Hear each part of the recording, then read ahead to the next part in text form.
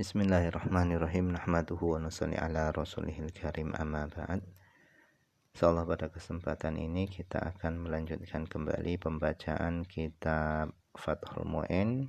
Insyaallah nanti beserta hasyiahnya. Masih melanjutkan bab tentang pernikahan. Kita telah sampai kepada wasyurito dan disyaratkan fiha di dalam wanita yang akan dinikahi, aidon juga disyaratkan juga pada wanita yang akan dinikahi adamu mahromiyatin, tidak adanya hubungan mahram, bainaha antara wanita yang akan dinikahi wa bainal khatib dan antara orang yang meminang, calon suami. Tidak ada hubungan mahram binasabin dengan sebab nasab. Jadi pada paragraf ini dan pada paragraf yang ada di bawah nanti, musannif akan membahas tentang wanita-wanita yang tidak boleh dinikahi, baik itu sebab nasab, sebab sesusuan, atau sebab yang lainnya. Nanti akan dibahas.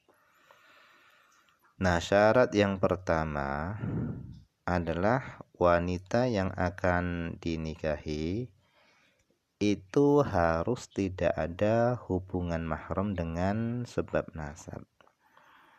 Jadi ketika wanita tadi itu ada hubungan mahram dengan sebab nasab, maka wanita tadi itu haram kita nikahi.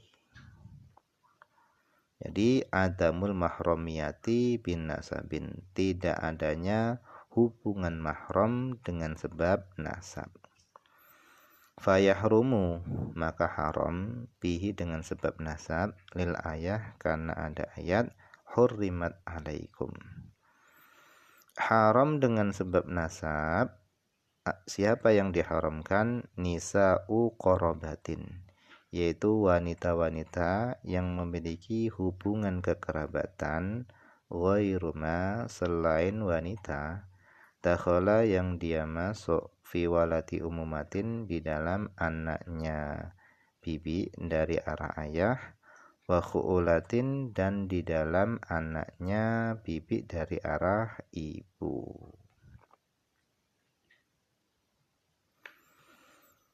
Fahina idzin, maka ketika itu, ketika haram menikahi wanita yang memiliki hubungan mahram nasab, ketika itu yahrumu, haram nikahu ummin, menikahi ibu.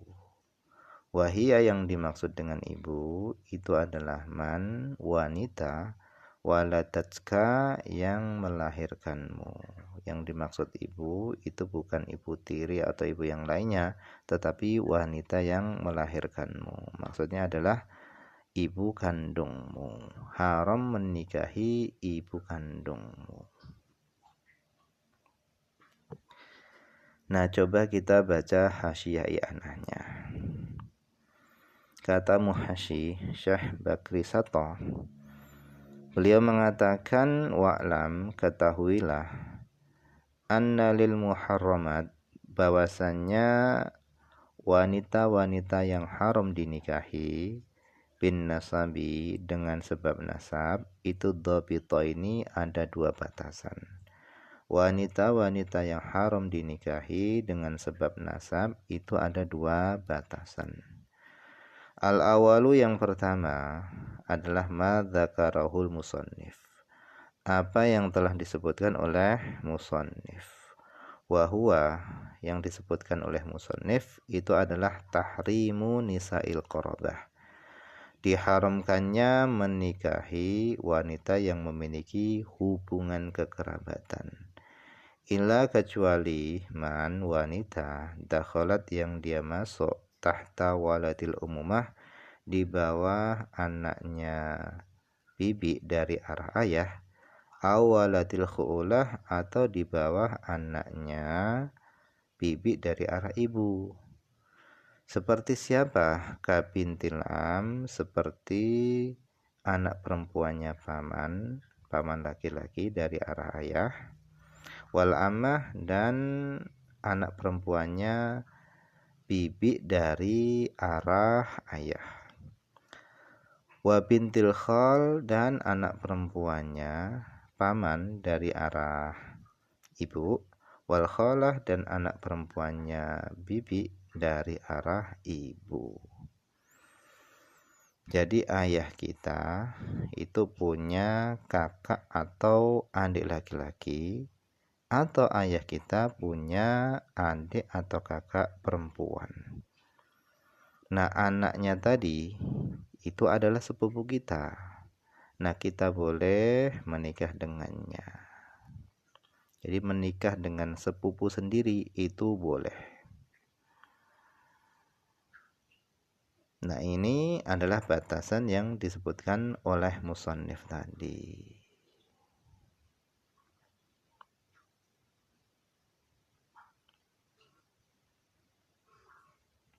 Kemudian yang kedua, asani yang kedua adalah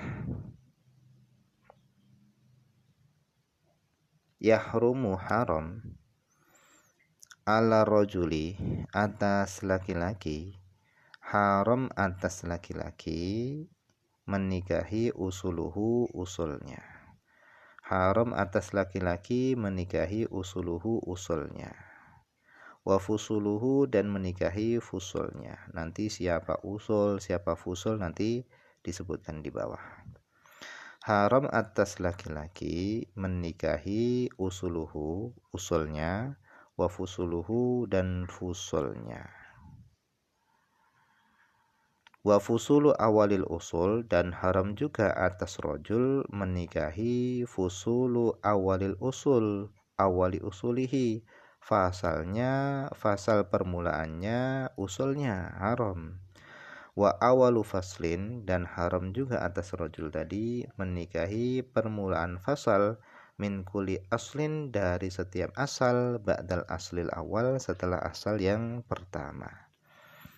Fal usulu, maka yang dimaksud usul tadi kan disebutkan di atas, ya haram ala rojuli usuluhu, haram atas laki-laki usuluhu, usulnya.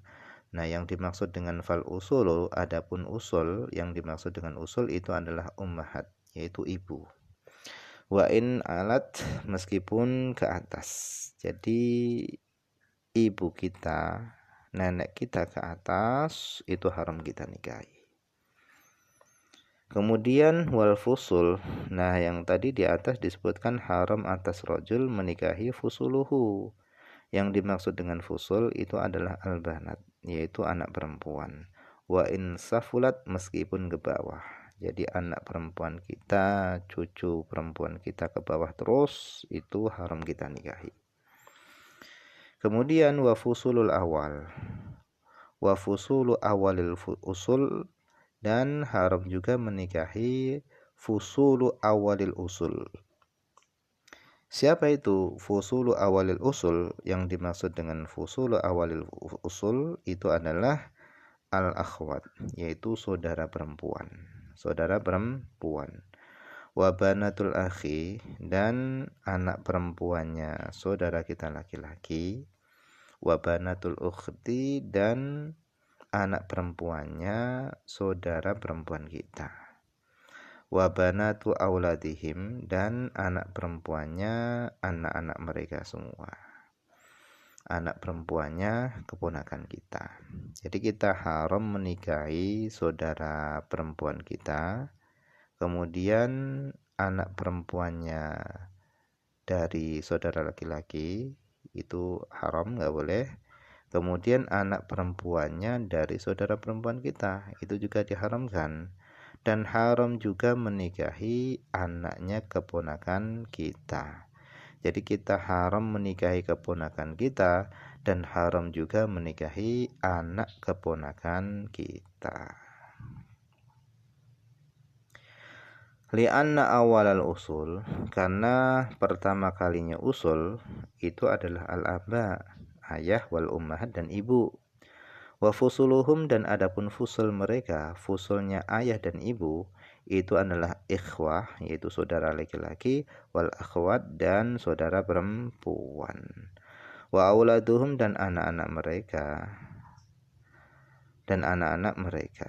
Jadi yang dimaksud fusuluhum, fusulnya ayah dan ibu, itu adalah ikhwah, saudara laki-laki, wal akhwat, saudara perempuan, wa auladuhum, dan anak-anak mereka. Maksudnya adalah keponakan kita. Wa awalu faslin min kulli aslin ba'dal aslil awal, dan permulaan fasal dari setiap usul ba'dal aslil awal, setelah usul yang pertama, wal ammat, itu adalah bibi dari arah ayah, wal khalat, dan bibi dari arah ibu. Lianna kulla aslin ba'dal aslil awal ajdad, itu adalah al-ajdad, karena setiap asal setelah asal yang pertama itu adalah kakak, wal jaddad, dan nenek. Wa in alau, meskipun ke atas. Wa kharaja, dan keluar, bi awali faslin, dengan permulaan fasal, itu adalah thaniu faslin, yang kedua daripada fasal. Wahua, yang kedua daripada fasal, itu adalah auladil a'mam, yaitu anak-anaknya paman kita dari arah ayah. Maksudnya adalah sepupu kita. Wal amat, dan anak-anaknya dari bibi kita dari arah ayah. Wa auladul akhwal, dan anak-anaknya paman kita dari arah ibu. Wal khalat, dan anak-anaknya bibi dari arah ibu. Dan keluar juga dengan awal yang permulaan fasal, itu adalah thalithu faslin, yaitu yang ketiga daripada fasal. Wa hakadha, dan seterusnya. Jadi intinya sepupu kita baik dari arah ayah atau ibu itu boleh kita nikahi, begitu juga kita boleh menikahi anak sepupu kita. Nah, sepupu kita di sini yang dimaksud dengan thaniu faslin itu adalah sepupu kita. Kemudian thalithu faslin itu adalah anaknya sepupu kita. Nah, mungkin ini saja dulu yang bisa dibaca pada kesempatan ini. Semoga ada manfaatnya.